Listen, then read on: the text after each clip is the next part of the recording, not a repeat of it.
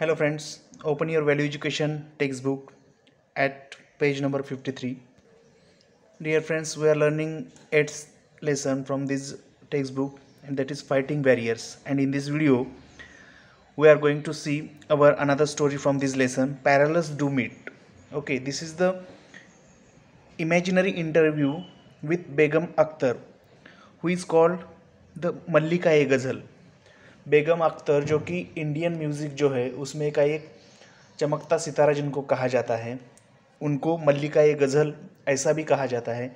उनका ये इंटरव्यू है, इमेजिनरी इंटरव्यू है, जिसमें हमें यह बताया है कि किस तरह से बेगम अख्तर ने उनके ज़माने के जो रूल्स थे, तब का जो एटमॉस्फेयर था गर्ल्स के, लेडीज़ के बारे में, उनको पीछे छोड़ के अपना नाम कमाया. और उनको कौन कौन सी बाधाएं आई थी उसमें, ये उन्होंने इस इंटरव्यू के थ्रू बताया है. Okay, read this imaginary interview. मतलब ये काल्पनिक है, एक इंटरव्यू के क्वेश्चन को पूछ रहा है और उसके थ्रू हमें उनके लाइफ के बारे में जानकारी होती है. Read the imaginary interview with Begum Akhtar, a musical luminary born in the period of time when the society was extremely conservative, and know how she rose to phenomenal heights by sheer dedication. और किस तरह से तब का atmosphere था, society में किस तरह का वातावरण था, और उस वक्त भी उन्होंने किस तरह से ऊंचाई को छुआ संगीत क्षेत्र में, यह हमें इससे जानकारी मिलेगी इस लेसन से और इस इंटरव्यू से. Interviewer, what was the society's attitude towards woman when you were born. अभी इंटरव्यू का क्वेश्चन है इंटरव्यूअर का कि जब आपका जन्म हुआ था तब जो समाज था उसका किस तरह का स्त्री शिक्षा के बारे में, स्त्रियों के बारे में, महिलाओं के बारे में किस तरह का दृष्टिकोण था. Begum Akhtar answers, I was born as Akhtari Bai Faizabadi in 1914 in a small town of Faizabad, Uttar Pradesh, in northern India, in a high class family. उन्होंने बताया कि उनका जन्म एक स्मॉल टाउन जो कि फैजाबाद उत्तर प्रदेश में है, नॉर्थ इंडिया में, एक हाई क्लास फैमिली में हुआ था.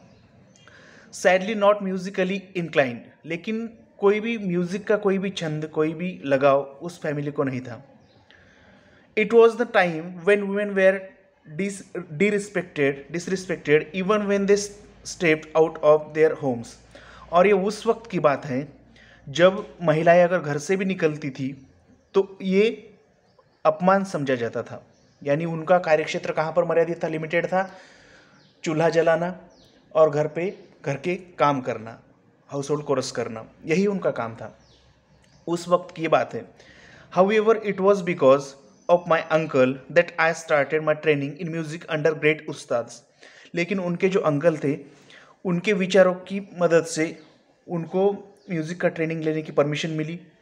इमदाद Khan, the great sarangi exponent, Ata Mohammad Khan, Abdul Wahid Khan, and finally I became the disciple of Ustad Jhande Khan साहेब.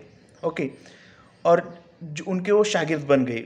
जिन भी संगीतकारों के, जिन भी गायकों के हमने नाम लिए, जिनमें Imdad Khan, the great sarangi exponent, okay exponent, then आता मोहम्मद खान, इनका शागिर्द होने का उनको बहुमान सम्मान प्राप्त हुआ.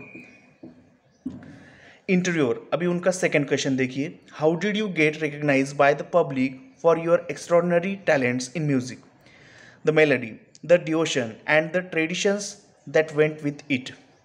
आप पब्लिक में आपके म्यूज़िक टैलेंट के लिए किस तरह से पहचाने गए, आपको आपके संगीत की, आपकी जानकारी समाज को कब हुई, आप फेमस कैसे बने. अभी बेगम अख्तर, उनका आंसर है, my first public performance was at age of 15 and there was no looking back since then. उन्होंने बताया कि मैंने मेरा फर्स्ट परफॉर्मेंस म्यूज़िक में का उम्र के 15 साल में, 15 at the age of 15 start किया, और तब से लेकर आज तक कभी पीछे मुड़ के देखने की ज़रूरत नहीं पड़ी. I believe I took the music world by storm, chuckles. The famous poetess Shrimati Sarojini Naidu appreciate my singing during the concert which was organized in aid of the victims of Bihar earthquake. Close her eyes as if living through the moments. उन्होंने कहा कि मैंने जब गाया था तो जो श्रीमती सरोजिनी नायडू है, जो कि हमारे फ्रीडम फाइटर में से एक है, उन्होंने मेरे सिंगिंग को, मेरे म्यूज़िक को अप्रिशिएट किया था। कब? जब बिहार अर्थक्वेक के लिए फंड रेजिंग करने के लिए जो प्रोग्राम अरेंज किया था, उस वक्त श्रीमती सरोजिनी नायडू ने उनके संगीत को, म्यूज़िक को अप्रिशिएट किया। I also cut my first disc that time. A number of gramophone records were to follow, smiles charmingly. उन्होंने कहा कि उनके खुद के, अभी जैसे सीडी डीवीडी है, उसी तरह से जो उनके ज़माने का जो ग्रामोफोन था, अभी हम उसको पिक्चर में ही देख सकते हैं।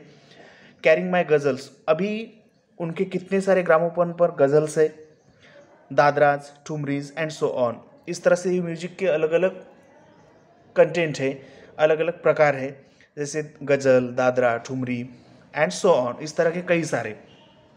आई also act in films and on stage singing songs myself. मैंने बहुत सारे फिल्म में भी काम किया है, इसके साथ स्टेज शो भी किए हैं, बड़े बड़े परफॉर्मेंस किए हैं, ऐसा उन्होंने कहा।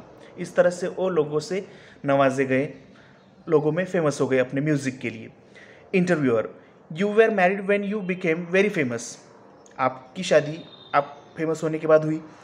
What was the cooperation, motivation and appreciation you got from your husband.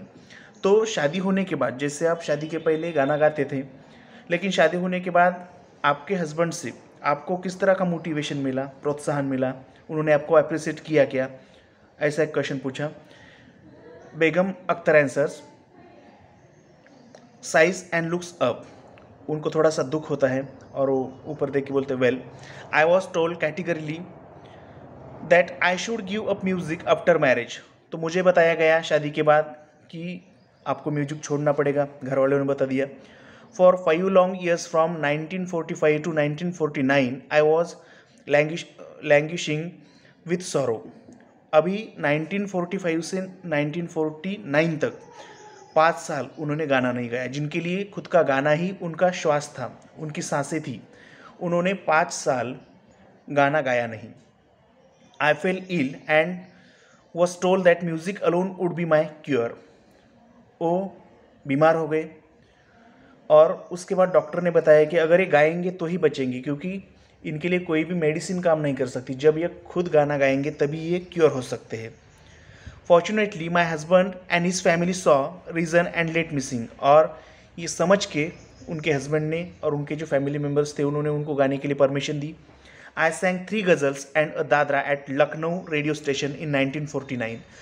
After long time, means 5 साल के बाद उन्होंने first time Lucknow radio station के लिए 1949 में अपना खुद का सॉन्ग गाया, गज़ल गाई, दादरा गाया। I wept hearing my own voice and return to singing in concerts. उनको जब उन्होंने रेडियो पर उनकी खुद की बजने वाली जब गज़ल, जब उनका सॉन्ग सुना तो उनके ही आंखों में आंसू आ गए, क्योंकि वो 5 साल से जिसके लिए प्रयास कर रहे थे, कोशिश कर रहे थे, उसका चांस, उसकी अपॉर्चुनिटी आज उनको मिली थी 5 साल के बाद। और तब से उनका जो पब्लिक कॉन्सर्ट से, लाइव परफॉर्मेंस से, वो स्टार्ट हो गए। Begum Akhtar is almost synonymous with the concept of ghazal gayaki. अभी आज ये माहौल है कि गज़ल मतलब बेगम अख्तर, ऐसा एक लोगों का ओपिनियन बन गया है। मीन्स गज़ल गायकी करेंगे तो कौन? बेगम अख्तर, इतने वो फेमस है उस क्षेत्र में। She is rightly known as Mallika e Ghazal. और उनकी जो गज़ल गायकी है, उनसे लोगों ने उनको एक नाम दिया कि मल्लिका ए गज़ल, यानी गज़ल की मल्लिका, रानी। She pass away on October 30, 1974 and was posthumously awarded the Padma Bhushan. और उनकी डेथ अक्टूबर 30 को हुई 1974 में, और मरणोत्तर उनको Padma Bhushan award Indian government की तरफ से प्रदान किया गया। तो ये है बेगम अख्तर, जो कि मल्लिका ए गज़ल है, संगीत क्षेत्र की जानी मानी हस्ती है। उनका ये इमेजिनरी इंटरव्यू है, जिसमें इंटरव्यूअर ने क्या किया है कि उनके बारे में उनको जानकारी पूछी है और उन्होंने उसको इमेजिनरी आंसर, उन्होंने दिए वाले आंसर ट्रू है। हमने जो अभी ये इंटरव्यू पढ़ा है वो इमेजिनरी भी है, तो भी इसमें दी हुई टोटल इन्फॉर्मेशन जो है वो करेक्ट है और ट्रू है। उनका जन्म जब यूपी में हुआ था फैज़ाबाद में 1914 में, उन्होंने उस वक्त का एटमॉस्फेयर बताया सोसाइटी का कि किस तरह से महिलाओं को घर में बंदिश करके रखा गया था। वो कोई एजुकेशन नहीं सीख सकते थे, उनको कोई अधिकार नहीं थे। उस वक्त भी उनके चाचा के अंकल की मदद से उन्होंने संगीत सीखा, बड़े बड़े उस्तादों के शागिर्द बनने का उनको मौका मिला। बाद में शादी के बाद उन पर कई सारे बंधन आ गए, लेकिन उसमें भी बैरियर्स आ गए, लेकिन उसमें भी उन्होंने 5 साल के बाद उनको डॉक्टर की मदद से उनको गाने के लिए चांस मिल गया, क्योंकि डॉक्टर ने बताया कि अगर इनको ठीक करना है, क्योर करना है, तो म्यूज़िक से अच्छी कोई भी थेरेपी नहीं हो सकती। और तब जाके 1949 में उन्होंने लखनऊ रेडियो स्टेशन के लिए फर्स्ट उनका म्यूज़िक का शो किया और ख़ुद का ही आवाज़ सुन के वो रो पड़े। सो इस तरह से ये तब की बात है जब गर्ल्स को कोई अधिकार नहीं होते थे। लेकिन आज हम देखते हैं कि किसी भी क्षेत्र में, हमारे लाइफ का कौन सा भी क्षेत्र देखो, एजुकेशन फील्ड देखिए आप, डॉक्टर की फील्ड देखिए, यानी मेडिसिन की फील्ड देखिए, हर क्षेत्र में, हर स्पीयर में गर्ल्स, लेडीज़ आज सामने हैं और जो जेंट्स हैं उनके कंधों से कंधा मिला के वो काम कर रहे हैं। ओके फ्रेंड्स, तो इस तरह के कई सारी बाधाएं होने के बावजूद भी इन्होंने अगर इस तरह का सक्सेस वो प्राप्त कर सकते हैं, तो आज हमारे पास कई सारी अपॉर्चुनिटीज़ हैं। हम उनको लेके हम हमारी कितनी सारी डेवलपमेंट प्रोग्रेस कर सकते हैं। ओके फ्रेंड्स, इसके जो क्वेश्चन आंसर्स हैं हम PDF थ्रू देखेंगे। तो ये थी हमारी parallels do meet story. Okay, thank you.